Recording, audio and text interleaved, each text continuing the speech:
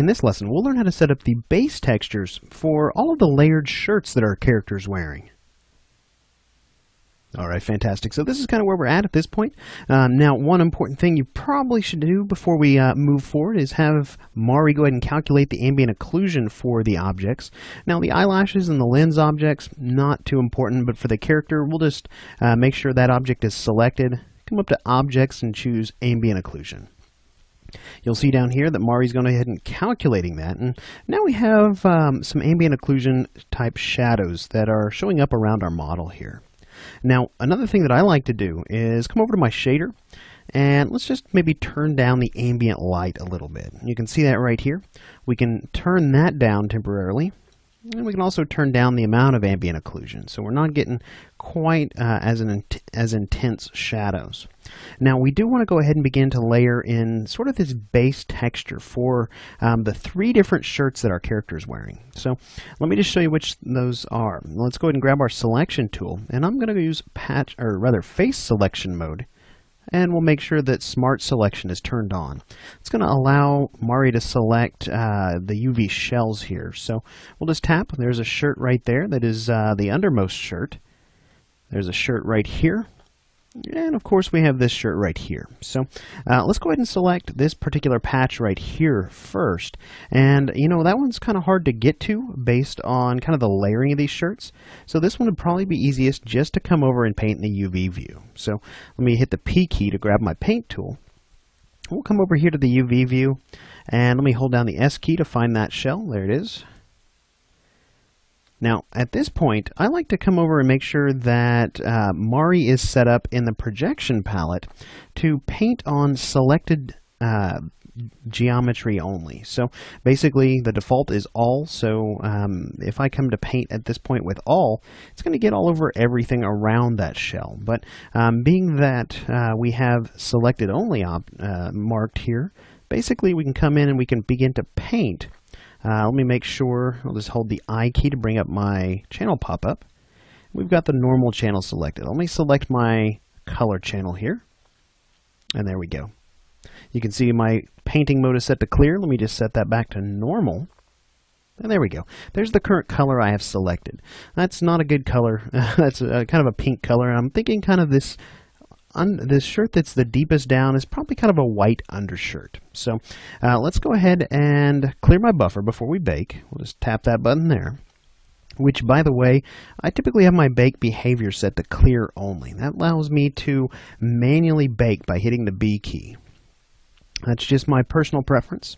So you can hit the J key and you can bring up the color pop-up, or we could take the time to come over here and right-click on that toolbar and open up the color palette, which is right over here. Select your color there. There's a number of different places to select colors here inside of Mari, but I typically have quite a few palettes open already, so I try to minimize the amount that I have to open. The color pop-up is a great solution, so I can come over here and I can grab maybe a white color. Maybe we want it to be kind of a dingier white, maybe something kind of around in this area, and we'll just paint that in. Now, I probably have my default brush selected, which, if I remember correctly, over here in the brush editor, you can see that the alpha component is pressure sensitive. So I'm going to go over that a few times here. We could always come over and just turn that option off. And then we can just go ahead and bake that down. So back over in the ortho view, you can see we now have that kind of that white texture applied to that innermost shirt. So let's go ahead and repeat that process for this guy right here. I'll hold down the S key and select the shell that is this shirt, and which, by the way, you can see over here is the shell right here.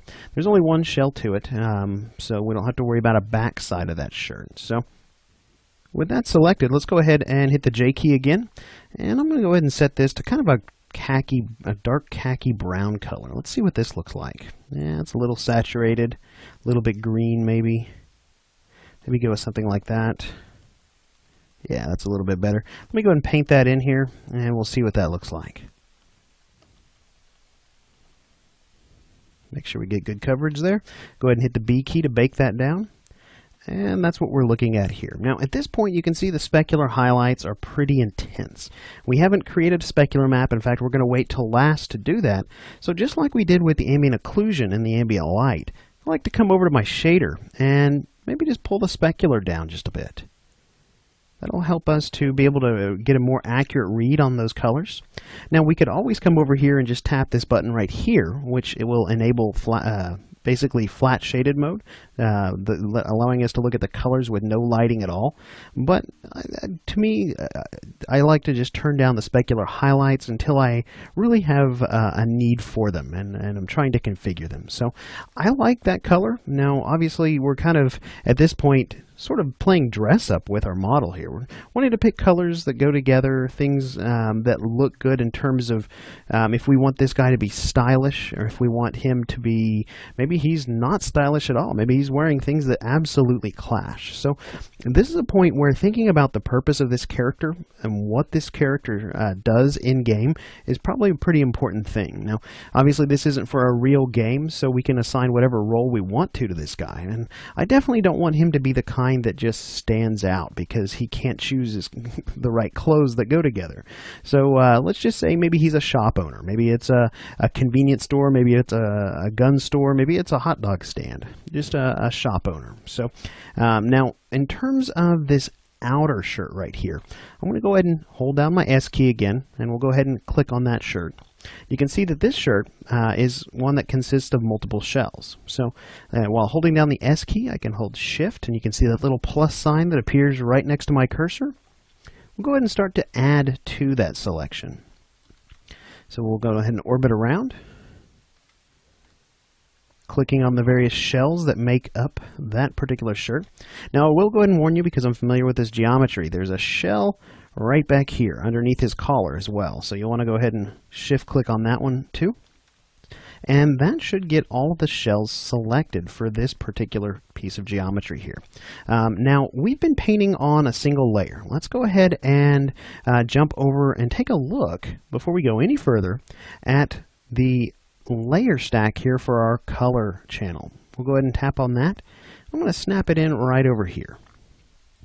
Fantastic. So we've been working on this base layer. Now, I'm kind of the type that I like to work on as many layers as I can, just so that I don't have to paint things more than once. Basically, if I change my mind on something, I can quickly go back and just change the color for that one thing, instead of going back and having to repaint and fix a bunch of other things. So working on this one base layer just isn't my style. There's nothing wrong with that. If you prefer to just paint on one layer, by all means, proceed on one layer. But for this, let's just go ahead and call this,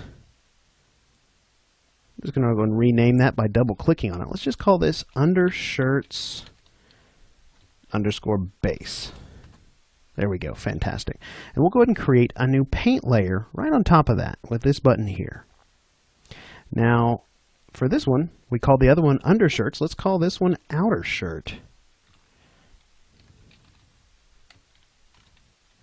base. Now actually, we created a new paint layer for that outer shirt, and I'm thinking that we might be able to use a tiled texture for that. So this particular paint layer, it's not actually going to be needed. So I apologize. Let's go ahead and delete that. And instead, let's come down here and choose a procedural layer.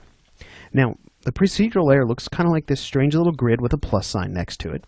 So you'll see there's several categories of procedurals here. I'm going to come over here and let's go ahead and choose under procedural pattern, there's a tiled option. There we go, fantastic. Now you want to go ahead and drag this guy up right here. And this is going to give you the option to plug in a texture input or an image into this tiled procedural. Now, if we look over here in our image manager, I don't have any images loaded in here yet. We could actually come in and load images in by tapping this button here and browsing to them, or we can just drag them in from an Explorer window. Let me go ahead and do that. I personally find that to be easier rather. So I'll just go ahead and tap and drag that guy in here.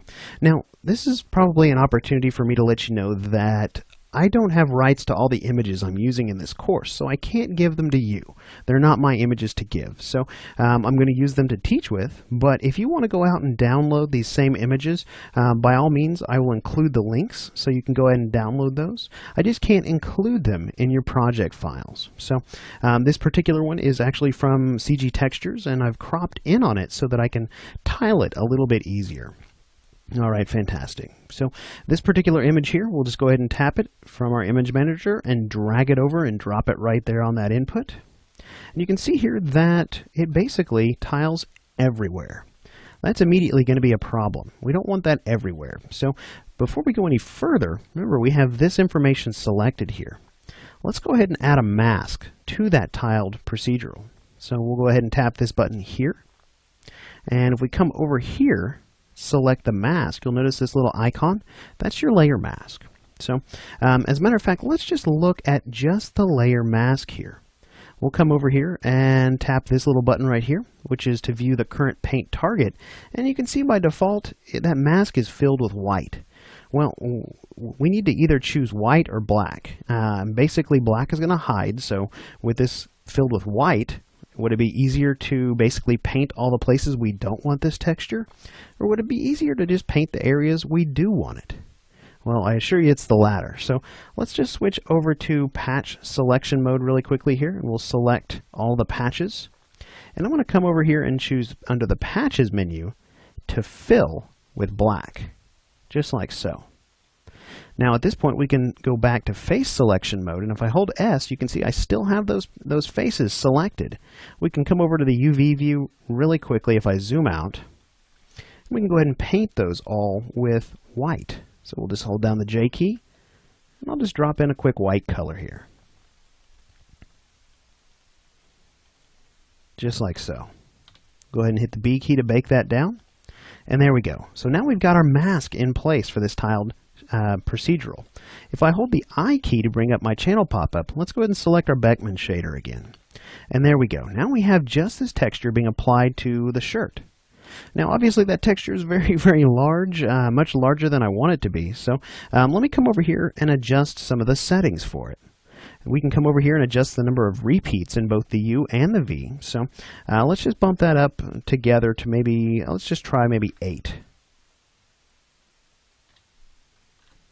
There we go. That actually was a pretty good guess. Now, this is not going to tile seamlessly across each one of these shells. But because of the way these shells are cut apart, I think that it's believable. There's a shell right here for his arm. There's kind of a cut right around in here.